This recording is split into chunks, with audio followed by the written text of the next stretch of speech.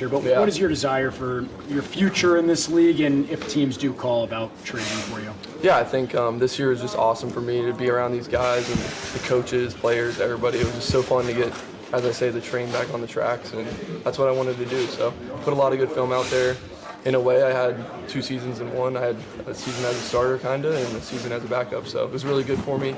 Had a lot of fun and excited for what's next. And I don't know, like you said, I'm on a 2-year deal, but I do believe I'm a starter in this league, and I'm excited for continue to get better this offseason and see what happens. Matt, to kind of follow up on that, you had an interesting journey up to this point, and then you become a starter kind of out of nowhere with a turf toe injury, and you lead this team to so many wins, and then you look like you're having fun the whole time. You're going down, you're popping back up.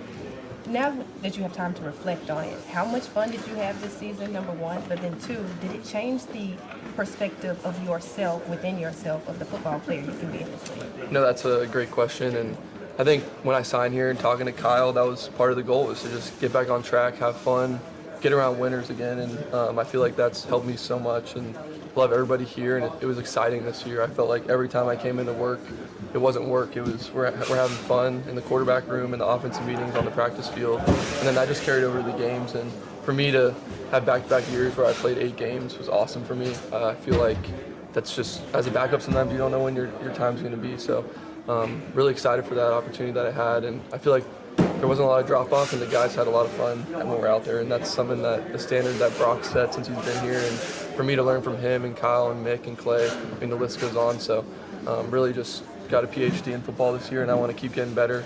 And I feel like it's just been a fun year. What is the biggest thing you've learned this year being with this team? Really just about culture and them allowing me to be myself. It's been a big challenge for me. Just had a couple rough years or whatever, and just getting it back on track, like your question. And I feel like I just got to show my personality and be around the guys like George Kittle, a guy that I've always watched and wanted to play next to, and Christian McCaffrey and Trent Williams and Fred. And it was just so it was dream-like, honestly. And it was just a lot of fun to learn from those guys, and the system that they run here, the offensive system, the defensive system, learning about that, even special teams. I learned so much from Kyle, and I'm excited to just keep growing and really just keep learning. We've seen a version of Brock that's pretty like a straight arrow kind of guy. What will you tell guys who go, what's he like in the meeting room and behind closed doors? Oh, he's a man. I feel like we had the best time, and I joke, I'm kind of glad Hard Knocks wasn't in there, because we have just such a good time. The first 10 minutes of our meetings, just joking around, talking about the current events around the world. I don't know. It was just fun, and Brock's always going to be himself, and I feel like he had a lot of fun this year when he got a chance to get back in and battled injury and played really well. We both played super efficient this year, and that's something that the stats show. And I feel like the team, we just rallied around Brock and everybody that played. That was multiple people who had to step up, and but he's been awesome, and nothing that I didn't know already. It's out of your control, but if the 49ers were to say, no way we're losing this guy, he'd say he won 5 games for us, and we could need him again. Yeah. Would that be okay with you? Yeah, I mean, that's why I came here, knowing that I wanted to be around Kyle and such a great system, and knowing that it was a good fit for me. So yeah, I mean, I know that's part of it, and I think for me the challenge is keep getting better this offseason. Whatever happens, and love the guys here, and that would be fine. I think a lot of people will think of the Rams game when they think of Mac Jones in the 2025 season. Yeah. Is that the game that you think of too? And looking back on it, how difficult was that game, and how kind of fulfilling was it to come out with a win? Yeah, I know that was definitely a great experience going against, at this point, one of the top teams in the league, and at the time they were at the top of the league as well. So have a lot of respect for those guys, and it was good. It was a good experience for me on a short week, and I had a few, it was good to have a few starts in my belt, but yeah, it was fun, and I went out there and competed, and I think showed my personality in maybe a different way.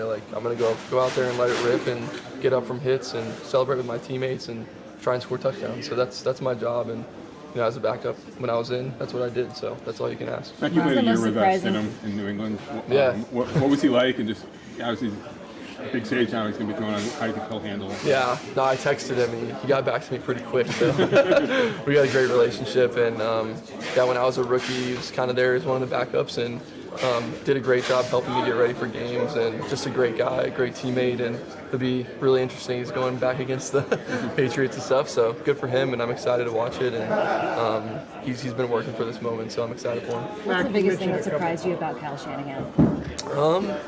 I mean, I knew he was funny, but he's pretty witty. Like, he's just very in tune with everything, and his jokes and everything, and team meetings just flow so well. And I don't know, I thought maybe he was a little bit more serious, but he's definitely laid back and funny, and just one of the guys, honestly. And that's what you want when you're a quarterback. Like, your play caller is just one of the guys, that you can go out there and let it rip. Really. This team's been here a lot within that window, getting close, and you're here this first year. How emotional is it for guys when you see, visible almost tears, Kyle and Trent, and guys that are just so close? How hard is the climb for these guys? Yeah. I mean, some of the older players, or whatever you want to call them, Hall of Fame players, really is what they are on this team. Have been around the league and played for different teams, and have come here and just excelled. And just for me to watch them this year has been amazing, and play with them has been so fun. So yeah, it's tough. Anytime you're not in the championship game, right? It's kind of like a crash landing. Like, everyone's kind of going down, so it does suck. And you have those emotions, and you realize how much hard work you put into it. And really, for me, just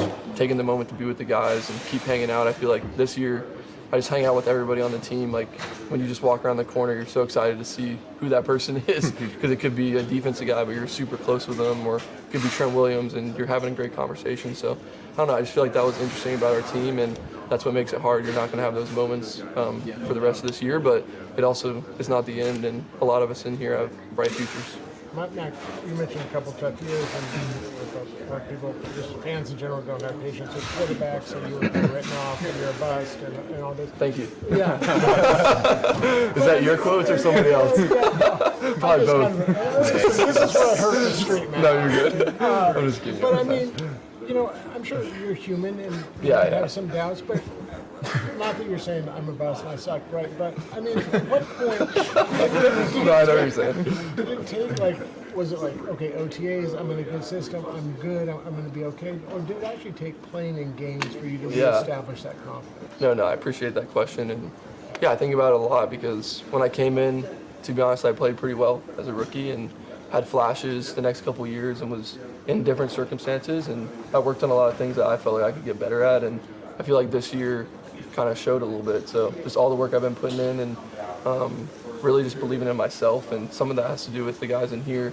I feel like they helped me get my swag back, and at the end of the day, it's up to you to keep your swag, right? But to have Trent and everybody just backing me every day from OTAs when I first got here, I feel like people had their, not opinions about me, but maybe some people didn't know me or haven't played with me before, and I just showed who I am, and I think they enjoyed playing with me, and I enjoyed playing with them. So that's all you can ask. And at the end of the day, you want to win everyone you can. But we had a lot of fun doing it, and I feel like got the train back on tracks. Let me ask it this way: Did you ever feel like you lost your confidence?